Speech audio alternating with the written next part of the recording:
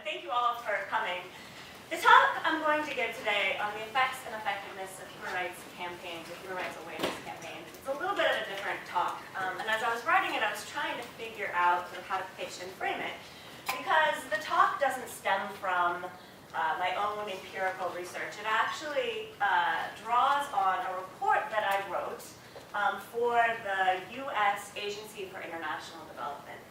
So it's actually geared towards practitioners. So what I'm going to try to do today is distill some of the insights and findings of that report for you as students and scholars of human rights and human rights awareness campaigns, and potentially as individuals who will go out and actually design your own human rights awareness campaigns or engage in human rights advocacy or litigation. So a little bit of background on the agency for which I wrote this report. So the U.S. President John F. Kennedy created the United States Agency for International Development by executive order in 1961 to lead the U.S. or the American government's international development and humanitarian efforts abroad. One section of this agency, called the Democracy, Human Rights, and Governance Center, was created based on a belief by American political leaders that democratic governance and human rights are critical components of sustainable development and lasting peace, and so that they should be integrated into USAID's programs and programming around the world. For some time, when it first got off the ground, the center and the agency didn't really base its programming, the programs that it created or that it funded in countries around the world, on empirical or academic research. But in the early 2000s, and for some time, this center in particular, the Center on Democracy, Human Rights, and Governance, has really been interested in what empirical research, what many of us as academics do. They were interested in what this empirical research has to say about the assumptions that guide USAID's work and the projects that they fund in societies around the world. They also have an interest in the consequences that those efforts have, the consequences for the societies in which they fund these projects. And so in order to find out, they offer grants to academics to survey the literature and analyze its findings and then distill policy-relevant recommendations for USAID. So as part of an interdisciplinary team at the University of Minnesota, I worked with USAID to help provide them with evidence about what factors impact the effectiveness of human rights awareness campaigns. And this was an incredibly interdisciplinary team that I worked with sociologists, Portuguese and Spanish and Portuguese language studies, and historians, as well as political scientists and legal scholars. So human rights practitioners often assume that information about awareness, information about human rights and awareness about the content of human rights is one of the primary means to prevent and to address their violations. Because rights awareness is so important for individual empowerment, for civil society organizations and government agencies like USAID implement a wide variety of campaigns that disseminate this information, human rights information. So here we see two campaign posters, one by Amnesty International on the left about human rights in North Korea, and one by the UN Agency on Violence Against Women. I don't know if you can read what these posters say, but both of them emphasize the importance of information and knowledge to address these issues. The one by UN Women, the one on violence against women, explicitly says, right, that knowledge is the key to end violence against women.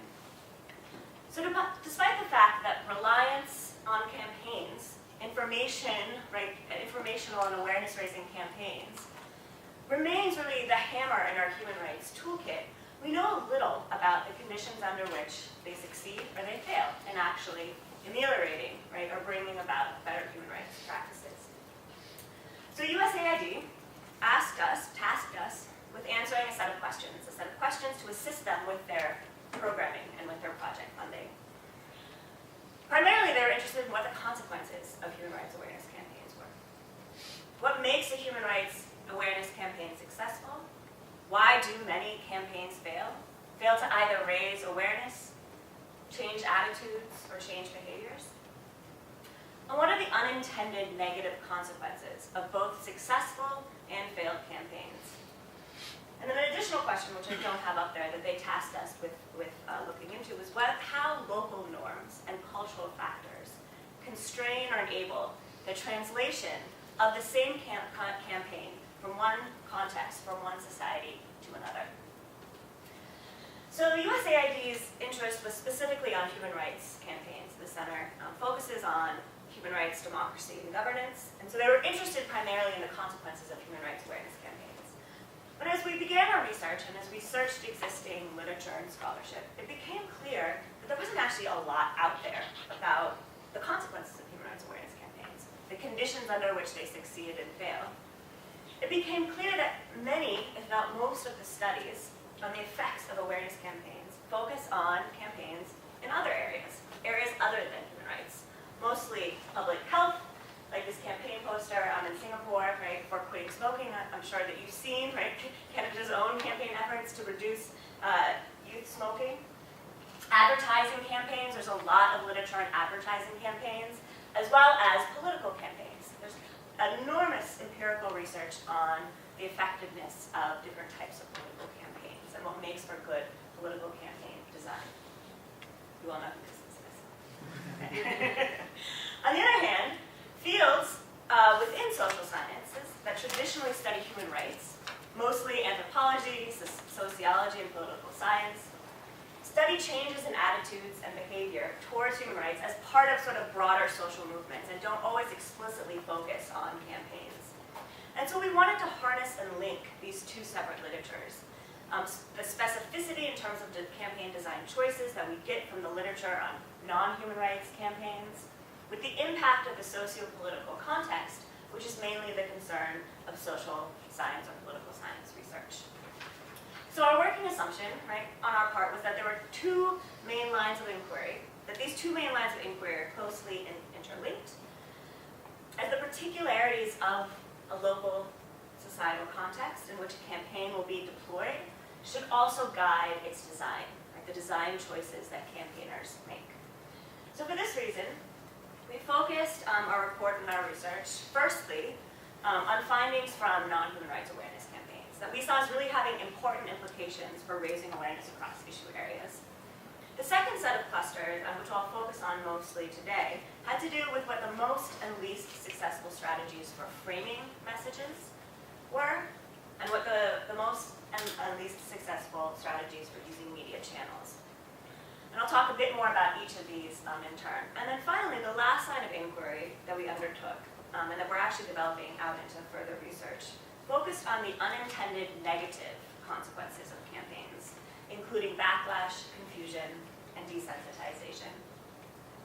So more on each of these in turn. But first, I want to make an important distinction.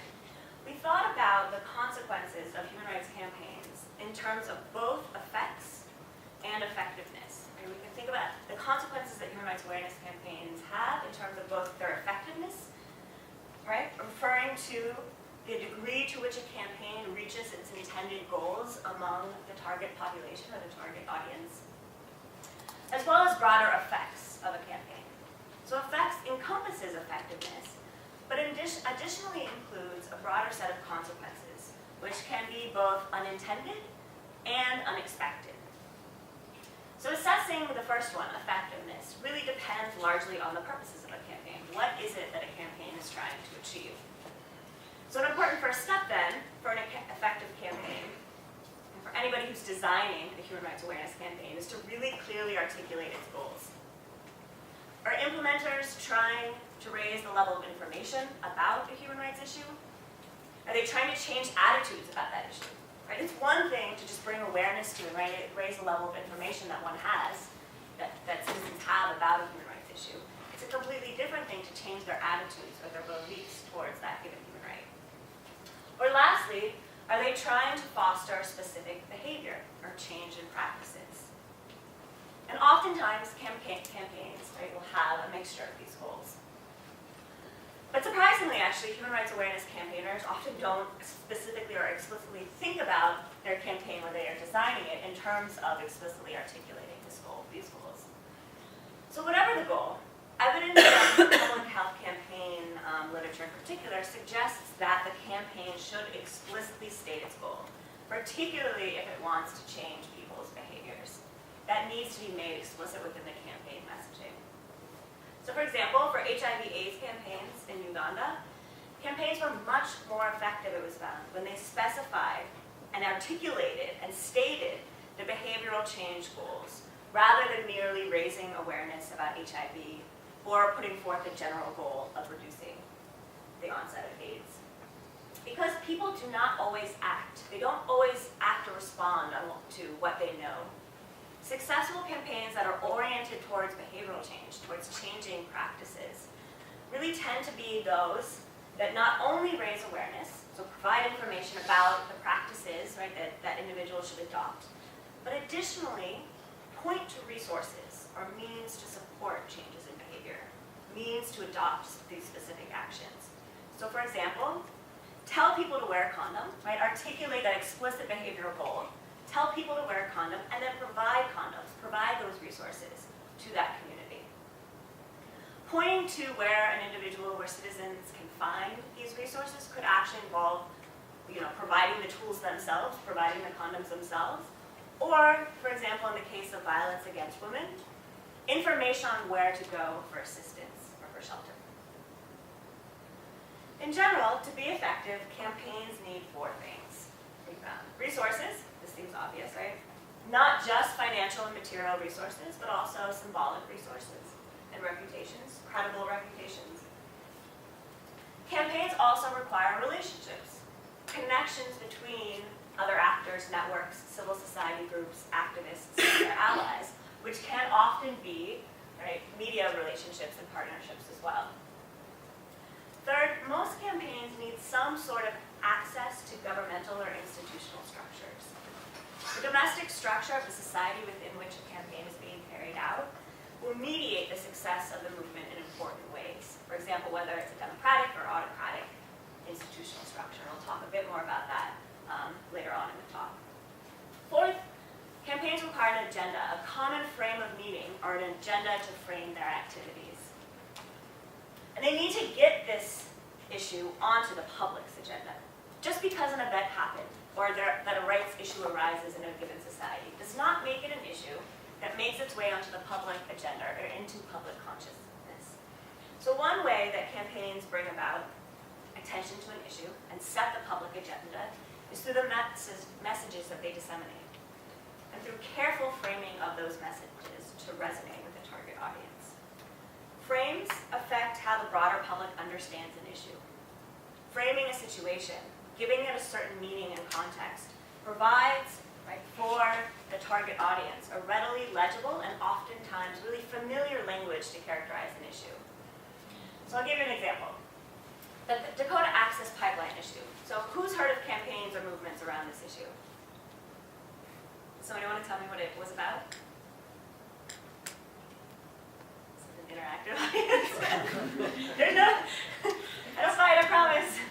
It's Idle No More or Standing Rock, indigenous resistance to pipeline. Well, the building of a pipeline, right? Yeah. Okay. The Dakota Access Pipeline issue related to the building of a pipeline that really threatened a number of indigenous groups, Native American groups within the United States. Protests and movements surrounding the construction of this oil pipeline through the Midwest were opposed by a number of Native American tribal nations. So the Dakota Access Pipeline issue, when this movement got off the ground and campaigns around it began, it could have been framed as either an environmental rights issue, because the construction of this pipeline would actually threaten the quality of water in the area that impacted not just indigenous rights groups or indigenous groups. Or it could have been framed as an indigenous rights issue, because it would disrupt sacred native burial grounds. So both frames, framing it as an environmental issue, right, or framing it as an indigenous rights issue, they're both objectively accurate.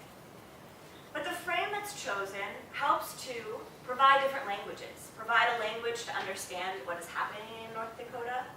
Right? Is this an environmental issue or native or an indigenous rights issue? One is not, right? One is an environmental rights issue, one is a human rights issue, or frame. But different frames, right? The environmental rights frame and the human rights frames also mobilize different sets of actors. environmental versus indigenous or minority rights groups. And those are important choices that campaign designers should keep in mind when they're deciding which frame to adopt to address a given issue. Does it make sense in this particular context to adopt a human rights frame or not? What are the pros and cons of doing so? So what do we know about what works and what doesn't work in terms of framing tactics or strategies within human rights awareness campaigns? The first, frames perform three primary functions for campaign designers. They define the problem. It's often referred to within the social psychology and psychology literature as diagnostic frames. Frames help to identify what the problem is, the nature of the problem, and more importantly, who is to blame for that problem. Overly broad human rights campaigns with no clear attributional component, who don't identify, right, which actors are responsible for a human rights issue, will have little to no influence in terms of raising awareness, changing attitudes, more importantly, changing attitudes or behaviors. Secondly, frames help suggest possible remedies. The frame you adopt suggests possible remedies for that human rights problem. These prognostic frames articulate strategies for solving this previously diagnosed problem and ensure that the campaign has a clear end goal. This is what should be done to address this issue. Third, frames also help motivate people. They provide a rationale for citizens, for individuals, for groups to become involved, to engage with the campaign or with the human rights issue. Framing works by urging others to mobilize, to act, listen, or participate in a campaign, based in part on the definition of the problem, the diagnostic frame, the proposed solutions, and the costs and benefits associated with participation. So for example, the Treatment Action Campaign in South Africa. Anyone heard of this campaign? No? It's a pretty famously successful campaign, but the Treatment Action Campaign in South Africa provides us, I think, with an example of the effective integration of these three different types of frames: diagnostic, prognostic, and motivational. So the Treatment Action Campaign, it's a group, but also a movement, right? That was founded in December of 1998, and it still is in existence today, to campaign for access to AIDS treatment in South Africa. So the Treatment Action Campaign framed in South Africa at that time the HIV/AIDS issue as a human rights issue rather than a public health issue. Framed it as a human rights issue. And within its campaign, it used a combination of human rights education through diagnostic and prognostic framing, defining what the problem was within this human rights education and providing solutions or strategies to address that problem, identifying the issue that needed to be resolved, access to medicines, and attributing responsibility to certain government agencies for not providing affordable access to HIV/AIDS medicines. They also used HIV treatment literacy through diagnostic and prognostic framing again, a number of demonstrations through motivational framing, and litigation. They engaged in considerable litigation against the South African government to provide greater access and cheaper access to HIV/AIDS medication. In 2002, they achieved a constitutional court ruling in the against the South African government. The South African government was ordered to provide antiretroviral drugs to prevent transmission of HIV from mothers to their babies during birth. They also secured a universal government-provided AIDS treatment program, which has since become the world's largest AIDS treatment program that's government funded. This resulted in the reduction of medicine prices, arguably preventing hundreds of thousands of HIV-related deaths, and the allocation of significant additional resources into the health system and towards the poor. So in terms of campaign design, the Treatment Action Campaign was relatively successful. They successfully integrated these three types of frames through different activities, as well as different campaigns, right? Adopting the overall frame of human rights rather than public health. So while effective, the campaign did generate some unintended consequences as a result of this human rights framing. The human rights framing strategies successfully garnered the attention, and raised attention to the issue, but closed other avenues for dealing with the illness domestically.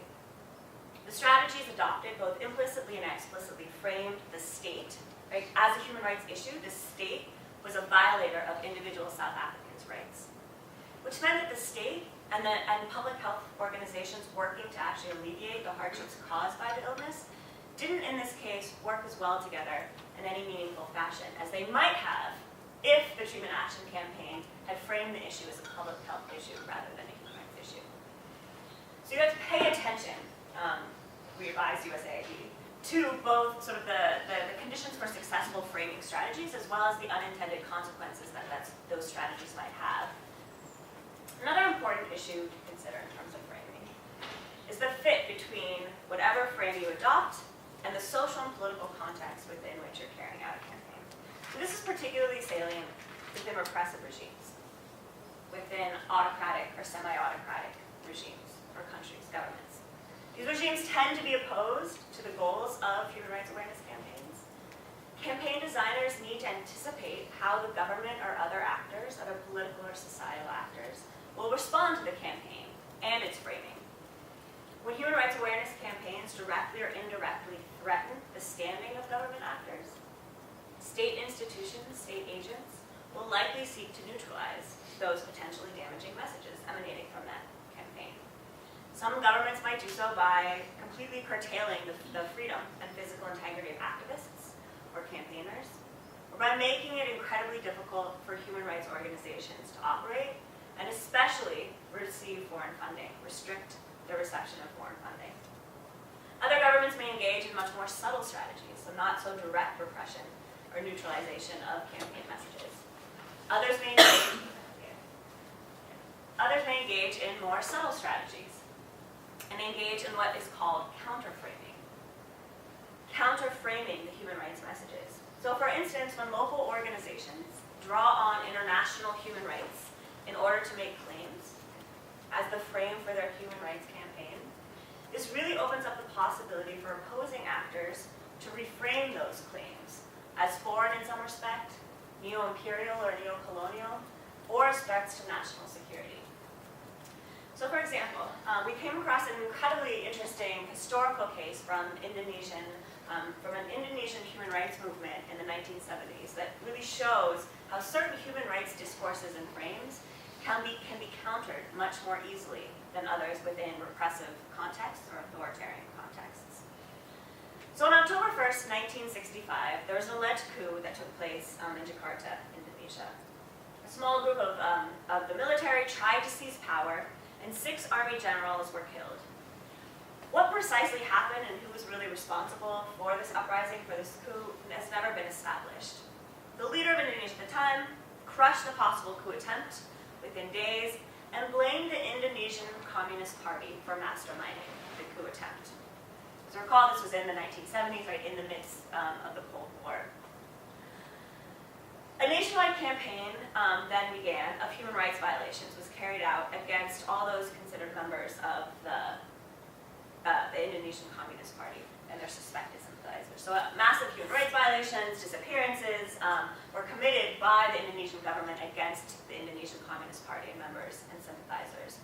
So at that point, Amnesty International and other Western human rights organizations stepped in and began a campaign, a global campaign, but also that had a local dimension, that really focused on the fate of political prisoners, members of the Indonesian Communist Party who were being held and detained without trial. And they also focused on overall civil and political rights violations that were occurring within Indonesia at the time. Amnesty International and Western human rights organizations' campaigns around this issue was really easily invalidated by the Indonesian government at the time, which also labeled them as communist, right, and appealed to nationalism. The government also ensured that newspapers were regularly publishing, newspapers because there was massive control over the media as well by the government, that newspapers were regularly publishing stories about Amnesty International's pro-communist stance and its goal of imposing Western values on Islamic societies. However, because the regime had built its international reputation at the time around development and economic development and modernization policies, local human rights activists shifted their tactics away from Amnesty International's rights framing and and challenge the regime on those same grounds of economic development and modernization. So a human rights conception that's grounded on broader, wider notions of social justice, development, and modernization, rather than the individualistic framing that on civil and political rights that Amnesty International often uses as a frame, not only resonated much more with the local agrarian population within Indonesia, and so actually raised awareness and sympathy and changed attitudes much more, but the regime also found it, the Indonesian government also found it much harder to dismiss that framing, to deploy effective counterframes, given the importance that the Indonesian government itself had assigned to the goal of social development and economic development for its own legitimacy. And so framing human rights, right, as a notion of broader social and economic justice, rather than individualistic civil and political rights, was actually much more difficult for the Indonesian government at that time to counter. And it served as a much more effective frame in this case. A second line of our inquiry focused on media strategies that campaigners should adopt. We drew a lot here from actually research and literature on advertising campaigns, so like how companies advertise products, because there's actually a lot of interesting insights there that I think a number of human rights awareness campaigners aren't familiar with, and so we wanted to sort of bring those findings to the attention of USAID and the organizations that they fund. So a maxim, one of the key tenet from the advertising campaign literature is that, and this seems kind of obvious, that messages should be placed in channels, media channels, that are widely viewed by the target audience. You have to figure out who your audience is for a campaign, and then figure out how they access media, what types of media and what media channels they typically access. And then strategically position your messaging within those channels. So this seems really, really obvious, but oftentimes human rights campaign designers don't really carefully think about their media strategy. So there are multiple options in terms of disseminating a message. There are many media formats and platforms and channels out there. And a common approach within advertising campaigns in particular is to employ more than one format or media platform as a way to maximize exposure for your target audience. Especially if these different media platforms reference one another and reinforce each other's messages. So you want to actually link the different formats and media channels you're using. At the same time, some studies do find that media that is novel, that is new, may actually catch additional attention and be much more effective at raising interest or attention to an issue. So for example, there was an experiment that was done in Sudan, in rural Sudan actually, that used movies, not documentaries, movies, to try to change attitudes within rural Sudan about female genital cutting. Researchers found positive effects and changes in attitudes and beliefs after exposure to movies that had plots that were entertaining, everybody loves a good movie, plots that were entertaining, that were relatable for these women in rural Sudan, but that were not related at all. The plots were not related at all to the issue of female genital cutting. But the movies had subplots, right, that did discuss and talk about issues related to female genital cutting. And these researchers found much greater positive effects when the plot of the movie wasn't about the human rights issue, but when subplots were, right, and drew attention to the issue in a way that still captured the attention of these women over the course of the entire film. The value of these types of entertainment-based campaigns is that they resolve a really basic trade-off in the design of awareness campaigns between novel arguments. If you're bringing new arguments to your target population, do not engage in female genital cutting when this has been, right, historically, a long-standing tradition within these communities. It's difficult to sort of resolve these new novel arguments with cultural resonance. How do you make this new argument, this novel argument, resonate culturally? Entertainment-based campaigns help do that. A campaign has to present people in a movie, right, with characters and situations that are identifiable, that do resonate culturally with them, while simultaneously then injecting new ideas into that film about the issue. Movies and entertainment, we suggest, can be a good way to do so. And perhaps maybe more effective than a documentary alone, which tends to really only be watched and reach people who are already responsive to the message. Like, you don't watch documentaries unless you're interested in what the topic of the documentary is. Entertainment, on the other hand, right, can be disseminated much more widely and reach many more individuals who might not otherwise be exposed to these messages. One of the main drawbacks that we cautioned USAID about was that films, entertainment, these types of media tend to be much more expensive to create and take more time than alternative media formats like posters, like television ads, and so on.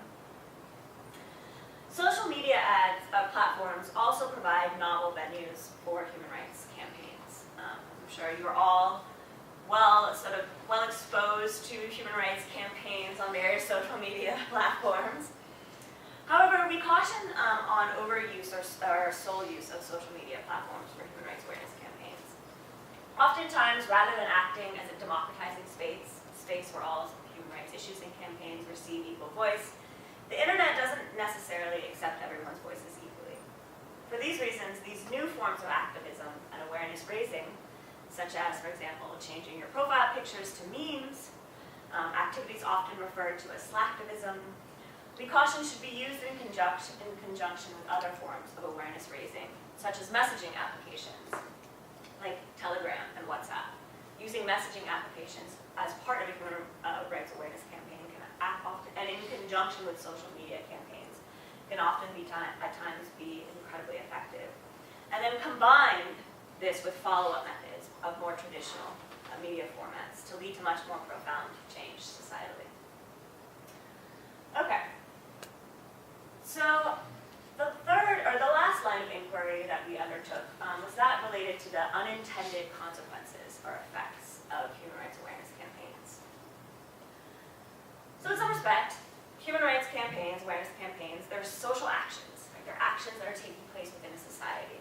And they may provoke a variety of outcomes within that society, both intended and unintended. These can be positive intended and unintended consequences, as well as negative unintended consequences. The negative effects of campaigns are we presume that human rights awareness campaigners do not want to bring about negative effects through their campaigns. So we presume that they're unintended and oftentimes unexpected by the creators of a campaign. But they may occur. Right? Just because they're unintended and unexpected doesn't mean that they don't occur. They may occur, which is why campaign designers should really evaluate all of the potential outcomes and effects of their activities in order to prevent, minimize, or better manage unintended consequences. So we identified within the report 8 types of unintended consequences, or 8 categories of unintended consequences that may result from human rights campaigns.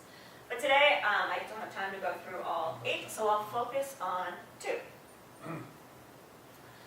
First, confusion or misinterpretation of the campaign message is a very common unintended consequence of all types of campaigns and not just human rights awareness campaigns.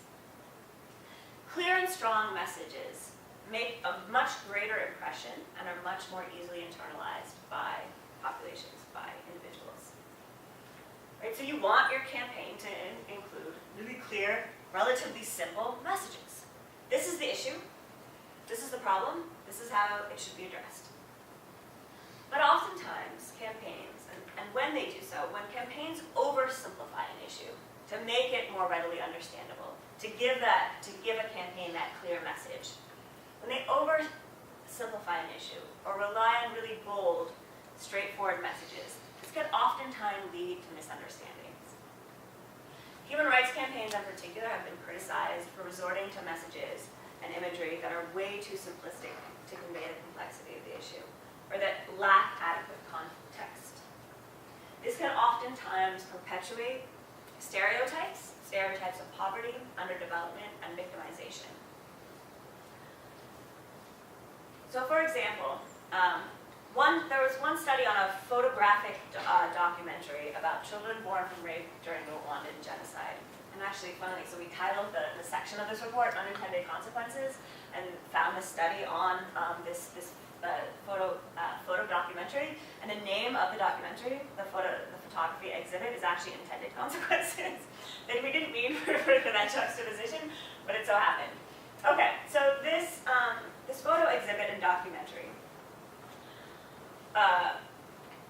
This photo exhibit and documentary was about children who were born out of rape during the Rwandan genocide. And one study on the effects and the consequences of this campaign, of this documentary exhibit, this photo exhibit, noted that the exhibition of victim testimony and photographs resulted, right, not in mobilizing the viewers, not in changing attitudes, raising awareness in any way, but really in a type of what they called voyeuristic gratification. An opportunity to express emotion and affirm the humanity of the viewer rather than foster empathy or engagement. Documentaries are intended for a wide variety of audiences with varying levels of understanding of the underlying social context. In this case, the depicted survivors were not sharing their experience with their peers. Rather, the documentary presented their experiences to a transnational, mostly Western public, providing a glimpse of experiences that are ultimately really incomprehensible for this audience. This is also a limit of the imagery that's often deployed within anti-human trafficking campaigns. Some studies have found that these campaigns tend to bolster a singular vision of human trafficking victims as innocent females who are trafficked for sexual exploitation. This does happen, right? But this framing of human trafficking as a sex crime that predominantly affects women also masks other forms of trafficking, such as for labor purposes. As such, these campaigns tend to then also mask the contextual complexity of human trafficking and can perpetuate a hierarchy of crimes that occur within the trafficking context. So a second unintended consequence or effect of human rights awareness campaigns that we focused on is what's called in the literature the boomerang effects, where the opposite outcome is actually achieved from what was intended. And a well-known case in the communications literature about this relates to the U.S. National Youth Anti-Drug Media Campaign. So between 1998 and 2004, the U.S. Congress appropriated nearly $1 billion for this campaign, for the National Anti-Drug Media Campaign. Has anyone heard about this campaign, or what the boomerang effect as a result of this campaign was? Well, I'll tell you. The campaign is actually pretty famous, at least within the communications literature in the U.S. The campaign had 3 goals: educate and enable America's youth to reject illegal drugs, prevent youth from initiating the use of drugs, especially marijuana and inhalants, and convincing occasional drug users to stop. The focus was primarily on marijuana, and messages were disseminated through a wide range of media channels: television, local, cable and network television, radio, websites, magazines, movie theaters, and several others. And to unify its advertising, beginning in 2001, the campaign started to incorporate a youth brand phrase: blank, blank, blank, my anti-drug. So soccer, for example, my anti-drug.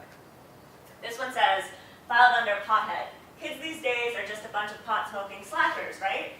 Wrong. I'm a writer, a halfback, and the last thing I smoked was an entire defense. Drugs aren't me, my life, my decision. In this case, I am my anti-drug. Or soccer, or writing, or there could be anything in there, right? There's a wide number of these posters and campaigns and messages that were disseminated. So in this case, the campaign was highly successful in terms of reaching its intended audience, right? It was a massive campaign through and integrating all sorts of media channels and platforms. With 94% of surveyed youth, so a survey was done of who had actually had exposure to this campaign, 94% of those youths surveyed reported exposure. And half of that sample was exposed, 50% was exposed at least once a week. However, the campaign was found to not affect attitudes in the desired or intended way, with some studies actually finding a causal link between the campaign's messages and greater exposure to this campaign and pro-marijuana attitudes and behavior. Sure. Either because, right, and there are a number of reasons put forth in the literature for why this happened, either because youths are sensitive to threats to their freedom of choice. So if you tell them don't smoke marijuana, they're going to do the opposite. It's going to be a boomerang effect. So they do the opposite of what the campaign actually encouraged them to do. Or it could have also just been due to a high level of exposure. Youths might have ended up absorbing the message that drug use was commonplace among their peers because they're seeing all these advertisements that people should stop using pot. So maybe everybody is doing it, I'm just not the one doing it. And for fear of being left out, right, changed attitudes and behavior towards marijuana use. So in some then, this campaign had the opposite effect of what was intended, discouraging youth drug use. Similarly, campaigns focused on human rights issues, sexual and gender-based violence in the eastern part of the Democratic Republic of Congo, for example, provides us with another instance of boomerang effects. So in the DRC, in the Democratic Republic of Congo, there was an NGO that was, or actually two NGOs, that were working with a strategy to increase the salience of gender-based violence. Right? This is a human rights issue in the DRC. In order to dissuade its commission, but in doing so, it actually created perverse incentives for armed groups. Armed groups in the DRC, as a result of exposure to this campaign, began to perceive sexual violence as an effective bargaining tool because these organizations were raising awareness and the salience of gender-based violence and rape as a war crime in particular. Right? Armed groups began to actually perceive it as an effective bargaining tool with government and Western organizations. The singular focus of these campaign efforts on sexual violence signals that this form of abuse is particularly forbidden and punishable, and thus creates incentives, created in this case, incentives for various rebel groups to exploit it. And this took the form mostly of threats of rape in order to push for negotiations or to end military operations by peacekeeping forces of the government. But there are also examples of such threats being carried out and enacted. Okay, so in conclusion, in the same ways that those engaging in campaigns shouldn't assume that simply providing information about an issue, about human rights issue in particular, will magically improve or solve human rights problems. My group, my team, and I don't assume that any of the considerations or recommendations that I've made today or that we make in this report are silver bullets against ineffective campaigns. Many of our findings are really likely not new to human rights practitioners, to human rights campaigners at all. They know them. They're just many of them are just very costly for them to carry out. So my ultimate goal then is that when campaign budgets are being drafted, those in the room that are making the case for preparatory work, for pre-testing, for really thinking through campaign design meticulously, draw from the wealth of academic research that demonstrates the importance and effectiveness of specific framing and media campaign strategies, and that they explicitly and thoroughly consider some of the negative unintended consequences that might flow from the choices that they make. On that note, thank you. This is a link if you can write it down. I don't know if I can circulate the slides if you want, for the full report if you're interested in it, or you can email me at ccreamer@umn.edu and I'd be happy to send you a copy. Thank you. And